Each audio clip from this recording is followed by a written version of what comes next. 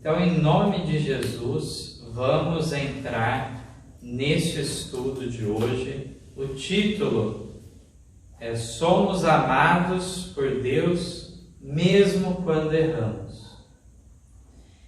Esse tema já faz algum tempo que eu estava querendo falar sobre ele. E cabe uma introdução sobre isso. Ao eu afirmar isso, que somos amados por Deus mesmo quando erramos, de maneira alguma eu quero levar alguém a ter a impressão de que eu quero diminuir o pecado, a malignidade dele, as consequências dele ou coisa do gênero.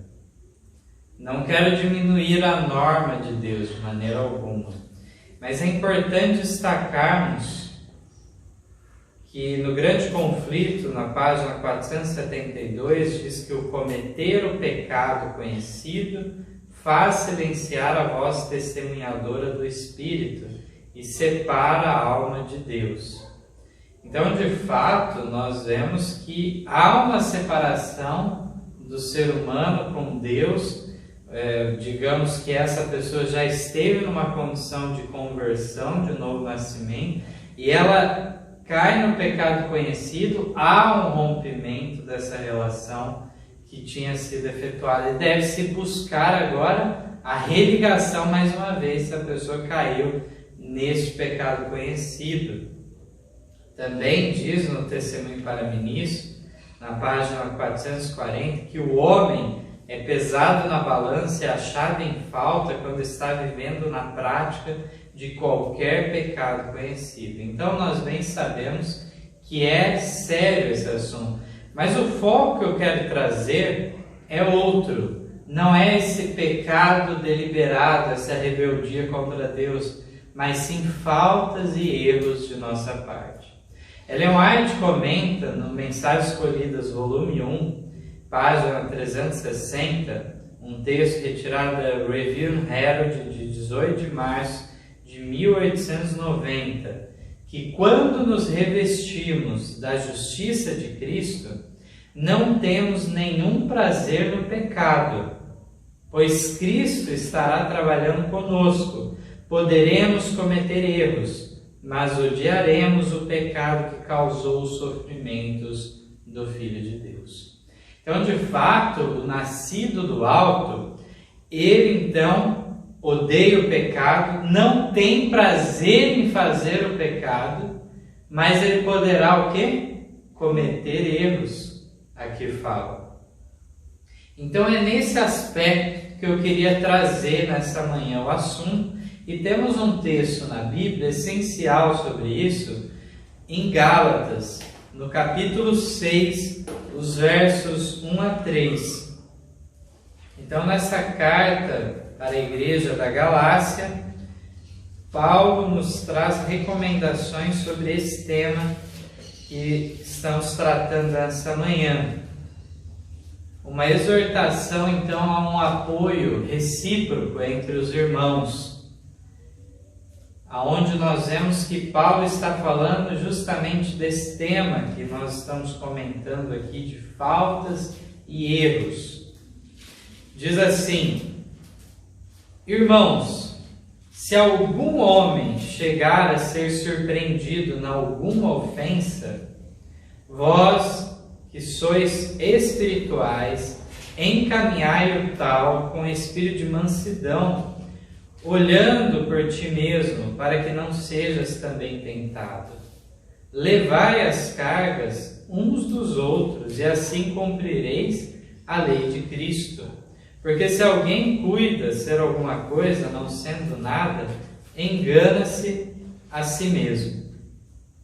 Então aqui vemos essa importância do apoio entre os irmãos, principalmente no momento em que o irmão comete um erro, comete uma falta. Mas aqui é interessante que Paulo usa um termo, ele é surpreendido, ele não maquinou, deliberou fazer aquele mal, mas ele de fato foi surpreendido em alguma ofensa. E aí deve haver uma repreensão, eventualmente, num espírito de mansidão. Se colocando no lugar da pessoa, inclusive, que fala, olhando para ti mesmo, para que não seja também tentado na mesma coisa, ou em outra coisa, de repente, pior do que aquilo que o irmão cometeu. Devemos nos colocar no lugar do outro, levando então as cargas um dos outros. Assim estaremos cumprindo as recomendações de Cristo. E ninguém deve cuidar de ser alguma coisa. Nós não somos nada e sem Cristo nada podemos realizar de bom. Ellen White comenta esse texto de Gálatas na meditação Nossa Alta Vocação, página 175. Ela diz assim: aí está uma orientação especial para lidar brandamente com os que são surpreendidos em alguma falta. Surpreendido precisa ter sua inteira significação, ser levado ao pecado sem se aperceber, não pretendendo pecar, mas pecando por falta de vigilância e de oração, não discernindo a tentação de Satanás e assim caindo-lhe no laço. É muito diverso daquele que planeja deliberadamente entrar em tentação e planeja um curso de pecado. Medidas mais eficazes são necessárias para contrapor-se ao pecado premeditado, mas o apóstolo dirige o tratamento a ser dado aos que são vencidos ou surpreendidos pela tentação. Corrigi-lo no espírito de brandura, guardando-se a si mesmo, para não ser também tentado. Fé e reprovações serão necessárias, e bondoso conselho e súplicas de Deus para levá-los a ver seu perigo e pecado. A palavra original é ajustar, como um osso deslocado. Portanto, os esforços devem ser feitos para os ajustar e fazê-los cair em si mesmos, convencendo-os de seu pecado e erro. Não deve haver triunfo na queda de um irmão, mas com mansidão, no temor de Deus, por amor de sua alma, procurai salvá-lo do pecado. Nós vemos a distinção do tratamento daquele que maquinou, premeditou e assim por diante, daquele que é o herege, por exemplo, que traz falsas doutrinas, é um falso mestre, onde Paulo, por exemplo, fala que é para admoestá-lo uma vez e outra, e se ele não aceitar, deixai-o. É assim que é colocado. Mas aqui nós encontramos a pessoa então que caiu no erro, e muitas vezes isso ocorre por quê? Ellen White relata que por falta de vigilância e de oração. E aí quando veio a tentação, não foi discernido o erro, não foi percebido onde que a pessoa estava se colocando. Não deixa de ser pecado, mas isso de fato deve ser cuidado com mansidão e brandura, para não agravar a falta do irmão. Eu costumo comparar também com a questão de um alvo, né? Você tenta atingir um alvo, você não estava buscando fazer o mal, mas de repente na execução daquele seu plano de fazer o bem, você fica aquém do alvo de Deus. Você já falhou, você já cometeu uma falta nesse ponto. Eu gostaria agora de dirigir nossa atenção a uma história muito interessante que nós encontramos em Números, capítulo 20, versos 7 a 12. A história, então, aqui de um grande líder em Israel e um momento de fraqueza. Nós encontramos ele aqui. Então, no livro de Números, capítulo 20, versos 7 a 12, está essa narrativa. Diz assim: E o Senhor falou a Moisés, dizendo: Toma a vara e ajunta a congregação, tu e Arão, teu irmão, e falai a rocha perante seus olhos, e dará a sua água. Assim lhes tirarás água da rocha, e darás a beber à congregação e aos seus animais. Então, esse fato era cotidiano, né? Várias vezes ocorria esse milagre de então jorrar água da pedra para ter água suficiente para o povo no meio do deserto. O verso 9 diz assim: Então Moisés tomou a vara de diante do Senhor como lhe tinha ordenado. E Moisés e Arão reuniram a congregação diante da rocha. E Moisés disse-lhes: Ouvi agora, rebeldes, porventura tiraremos água dessa rocha para vós? Então Moisés levantou a sua mão e feriu a rocha 2 vezes com a sua vara. E saiu muita água, e bebeu a congregação e os seus animais. E o Senhor disse a Moisés e a Arão: Porquanto não crestes em mim, para me santificar diante dos filhos de Israel, por isso não introduzireis esta congregação na terra que lhes tenho dado. Que dura condenação agora foi dada. Olhando de modo superficial, parece uma falta muito pequena da parte de Moisés naquele momento de ira em relação à murmuração do povo de Israel. Quantos anos ele já tinha aguentado? Tinha aguentado durante 40 anos aquele povo murmurando, e ele foi chamado que o homem mais paciencioso da terra. Mas chegou nesse momento e ele falhou. Muito próximo já de Canaã, eles estavam nas redondezas. Então ocorre esse evento e essa condenação para Moisés e o seu irmão Arão, que eles não tomariam parte na terra prometida. Ellen White comenta sobre isso de maneira magistral. Eu gostaria de compartilhar com os irmãos. Os textos são do Patriarcas e Profetas, na 417, na 419, 420 e 421. Ela diz assim: Muito tempo haviam suportado a rebelião e obstinação de Israel, mas agora finalmente mesmo a paciência de Moisés vacilou. A água jorrou em abundância, satisfazendo as hostes, mas uma grande falta fora cometida. Moisés falara com sentimento de irritação. Suas palavras eram uma expressão de paixão humana, em vez de santa indignação porque Deus houvesse sido desonrado. Ouvi agora, rebeldes, disse ele. Essa acusação era verdadeira, mas mesmo a verdade não deve ser falada com paixão nem impaciência.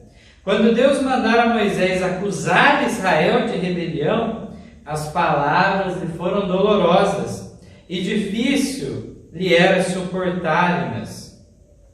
Contudo, Deus o amparara ao transmitir a mensagem. Mas quando tomou sobre si o acusá-los, agravou o Espírito de Deus e apenas fez mal ao povo. Sua falta de paciência e domínio próprio eram evidentes. Assim foi dada ao povo ocasião para pôr em dúvida que sua atuação passada fora sob a direção de Deus e desculparem seus próprios pecados. Moisés, bem como eles, haviam ofendido a Deus. Sua conduta, disseram, fora desde o princípio passível de crítica e censura. Tinham achado agora o pretexto que desejavam para rejeitarem todas as reprovações que Deus lhes enviara mediante seu servo. O resumo da ópera dessa parte que nós já lemos é que mesmo o erro, a falta não premeditada, que consequência tremenda teve. E no caso de Moisés, principalmente porque ele era um líder, o mais destacado em Israel. Ocorre aqui, então, uma situação que eu costumo dizer que até me revolta de ler isso daqui, porque mostra que, de fato, as pessoas tomaram ocasião em cima daquela falta Aquela falta isolada, naquele momento, esqueceram todo aquele exemplo de Moisés em todos aqueles anos e pegaram o pretexto para falar, olha, você vê que Moisés então ele não estava fazendo tudo de acordo então. De modo algum, ele estava fazendo de fato, mas devido a essa atitude de Moisés, Deus teve que dar uma condenação grave. Nós encontramos no texto que nós lemos, inclusive uma expressão que ele usa ao dirigir-se para a congregação. Ele fala então de maneira se referindo a ele e Arão: porventura tiraremos água dessa rocha? Ele se colocou nesse momento no lugar de Deus, sendo que era Deus que dava água, e agora se colocou nessa posição. E tinha que ficar claro para todo o povo que quem estava dirigindo o povo de Israel no deserto não era Moisés, não era Arão. Eles eram representantes de Deus. Deus estava dirigindo.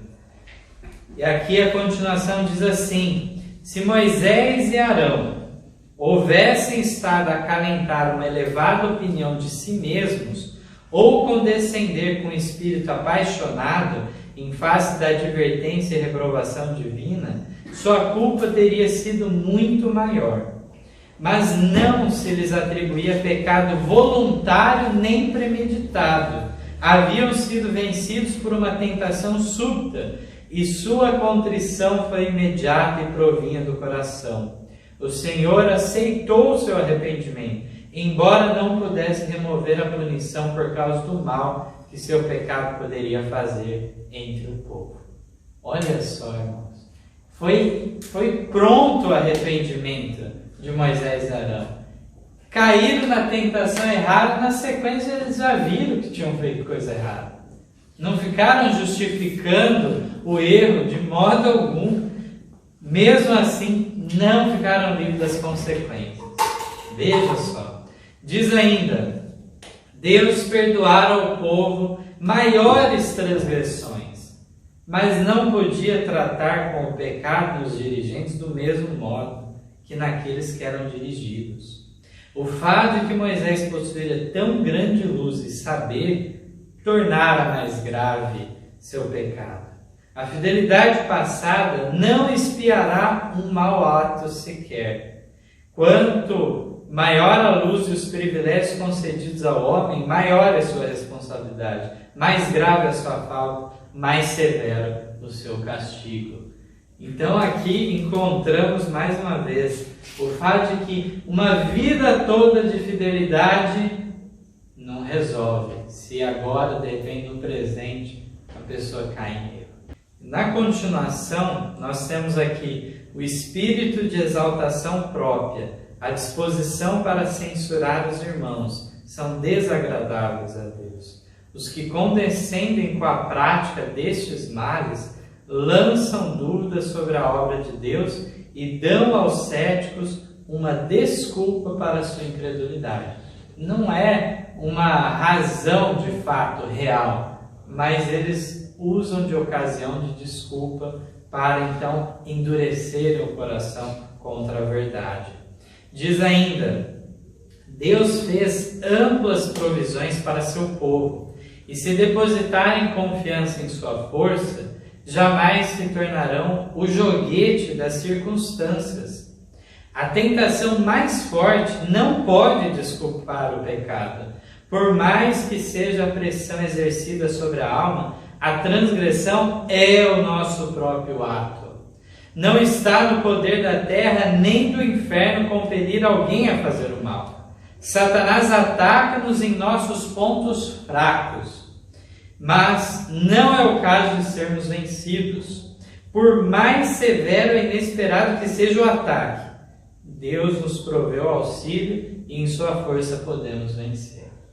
Então, de fato, se quisermos prosseguir sem falhas, sem erros, temos auxílio e provisão divina suficiente para subsistir em todo o tempo. Aqui diz que no final das contas, por mais que seja forte a tentação que sobrevenha, e tudo mais, as circunstâncias, mas se nós depositarmos nossa fé, nossa confiança em Deus, nós não vamos ser joguetes das circunstâncias que se apresentam diante de nós, mas de fato nós vamos exercer a nossa vontade em favor do bem. O texto seguinte retoma o comentário sobre Gálatas 6 que nós lemos. Ellen White, no Testemunhos para a Igreja, volume 5, página 604, ela cita Gálatas 6, cita Romanos 15, 1, que diz também assim: mas nós que somos fortes devemos suportar as fraquezas dos fracos e não agradar a nós mesmos. Romanos 15, 1. E ela comenta: quão pouco, porém, os discípulos professos revelam desse amor compassivo de Cristo. Quando alguém comete uma falta, outros, não raro, tomam a liberdade de agravar tanto quanto possível o caso. Indivíduos que provavelmente cometem faltas da mesma gravidade, embora de natureza diversa, diferente, ousam tratar seu irmão com cruel severidade. Faltas que foram cometidas por ignorância, inadvertência ou fraqueza são transformadas em pecados propositais e premeditados. E quando alguns chegam a apostatar, há indivíduos que, cruzando os braços, solenemente declaram: pois não dizia eu? Sabia perfeitamente que com essa gente não se podia contar. Desse modo, adotam a atitude de Satanás e em seu espírito rejubilam, porque suas malignas suposições se provam certas. Então, eu costumo falar que esse tipo de profecia que fala do mal, é muito fácil ser profeta desse jeito. É aquele tipo de profecia que você faz falando do fracasso dos outros, ou o fracasso de uma empreitada, de uma iniciativa, de um projeto, que é muito provável que ocorra de fato isso.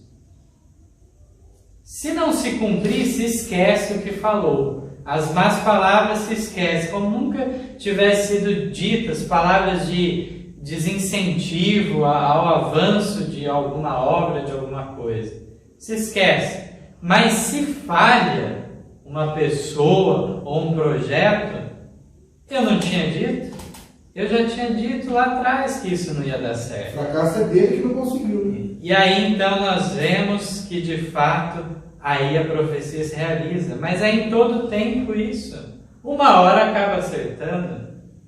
De fato nós vemos aqui que aquilo que foi um pecado, por ignorância, ou por inadvertência, ou fraqueza, essa pessoa joga numa luz diferente, como fosse pecados propositais, premeditados. Mas não é assim. E aí vemos que é uma cruel severidade que essas pessoas usam. Não devemos, então, seguir esse caminho. Isso é uma atitude semelhante à de Satanás. Devemos se assemelhar ao nosso Salvador, que tinha um amor compassivo. Ellen White também, na meditação matinal, Cristo Triunfante, página 203, fala do nosso grande modelo.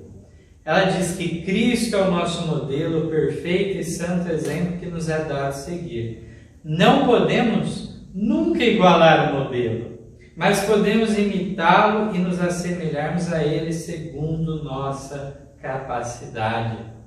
Então aqui entra esse aspecto que a perfeição absoluta de Cristo nós não atingimos. Por isso que também precisamos da sua expiação, da sua justiça, não só pelos pecados dantes cometidos antes da conversão, mas por causa de hoje, na conversão, na santificação, que é um processo de refinamento do caráter, mas que nunca atingirá uma norma absolutamente perfeita. E aí nós encontramos aqui que devemos imitá-lo, devemos seguir esse alvo que é Cristo. No entanto, vamos nos assemelhar a ele segundo nossa capacidade. Esse é um outro erro que nós podemos cometer em relação ao nosso irmão. Muitas vezes, a luz da verdade irradiou em nossa mente, de maneira evidente, clara, certos deveres, obrigações, e nós não andamos à altura dessa lei, enquanto que o outro irmão, nós não sabemos se ele de fato entendeu certos pontos, se alcançou esse degrau na santificação, e julgamos aquele com severidade, em vez de nos julgarmos com severidade. Diz ainda aqui na meditação para conhecê-lo, página 136, precisamos desviar os olhos do que é desagradável para Jesus. Cumpre-nos amá-lo mais, obter mais de sua atraente beleza e graça de caráter, e deixar de olhar aos erros e falhas dos outros. Devemos lembrar que nossos próprios caminhos não são perfeitos.